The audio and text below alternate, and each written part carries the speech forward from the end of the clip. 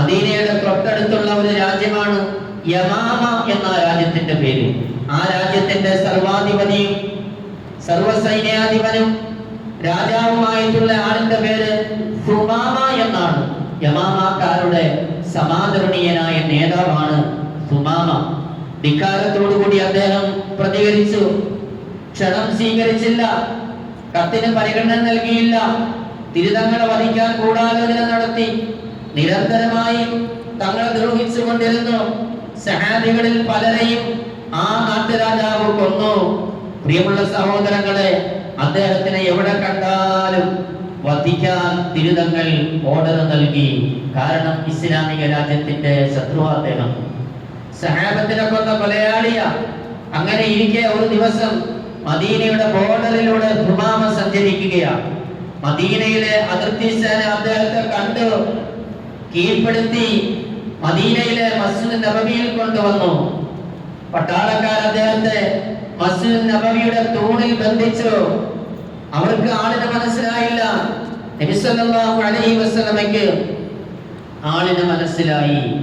വളരെ മാന്യമായി അദ്ദേഹത്തോട് പെരുമാറാൻ അവിടുന്ന് നിർദ്ദേശിച്ചു. വീട്ടിൽ പോയി ആവശ്യമായ ആഹാരം കൊടുത്തയച്ചു.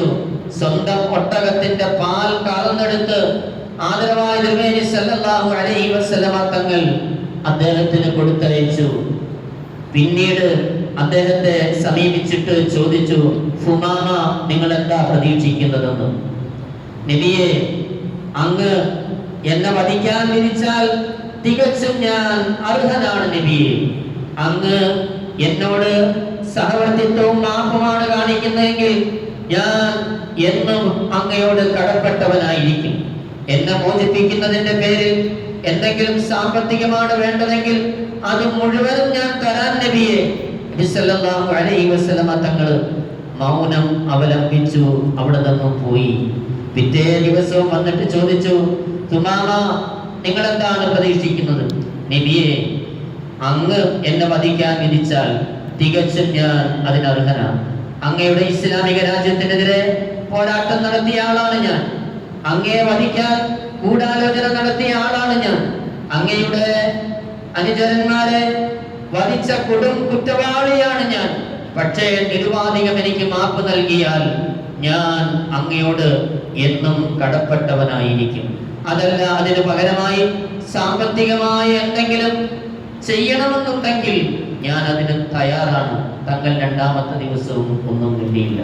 മൂന്നാമത്തെ ദിവസം വീണ്ടും വന്ന് ചോദ്യം ആവർത്തിച്ചു. ഇതേ ഉത്തരം തന്നെ. ആദരവായ തിരുമേനി സല്ലല്ലാഹു അലൈഹി വസല്ലമ തങ്ങൾ ചരിത്രത്തിൽ ഇടം നേടുകയായിരുന്നു. അസ്ഹാബിമാരോട് പറഞ്ഞു, അത്ലുഖു സുമാമ, സുമാമയെ നിങ്ങൾ നിരുപാധികമായി മോചിപ്പിക്കുക, അദ്ദേഹത്തിന്റെ കെട്ടഴിച്ചു വിടുക. അദ്ദേഹത്തിന് നമ്മൾ സ്വതന്ത്രനാക്കിയിരിക്കുന്നു. അദ്ദേഹത്തിനെതിൽ യാതൊരു വിധമായ നടപടിയുമില്ല. പ്രിയമുള്ള സഹോദരങ്ങളെ, സഹാബത്തിന് അത് സഹിക്കാൻ കഴിഞ്ഞില്ല. എങ്കിലും തിരുതങ്ങളുടെ കർക്കശമായ കൽപ്പനയ്ക്ക് മുമ്പിൽ അവർ അദ്ദേഹത്തിന്റെ കെട്ടഴിച്ചു വിട്ടിരുന്നു. മസ്ജിദ് നബവിയുടെ തൂണിൽ അദ്ദേഹത്തെ ബന്ധിക്കപ്പെട്ടിരുന്നു. അദ്ദേഹം നേരെ മസ്ജിദ് നബവിയുടെ കിഴക്ക് ഭാഗത്ത് വിദൂരതയിലുള്ള ഒരു അരുവിയിലേക്ക് പോയി കുളിച്ച് ശുദ്ധിയായി മസ്ജിദ് നബവിയിലേക്ക് വരികയാണ്. എന്നിട്ട് അവിടുത്തെ കയ്യിൽ പിടിച്ച് പറഞ്ഞു, അശ്ഹദു അല്ലാ ഇലാഹ ഇല്ലല്ലാഹു വ അന്നക മുഹമ്മദുർ റസൂലുള്ളാഹ്. അങ്ങയുടെ ഔദാര്യത്തിന് മുമ്പിൽ, അങ്ങയുടെ സ്നേഹനിർഭരമായ പെരുമാറ്റത്തിന് മുമ്പിൽ, അങ്ങയുടെ വിട്ടുവീഴ്ചയ്ക്ക് മുമ്പിൽ ഞാനിതാ കീഴടങ്ങിയിരിക്കുകയാ നബിയെ.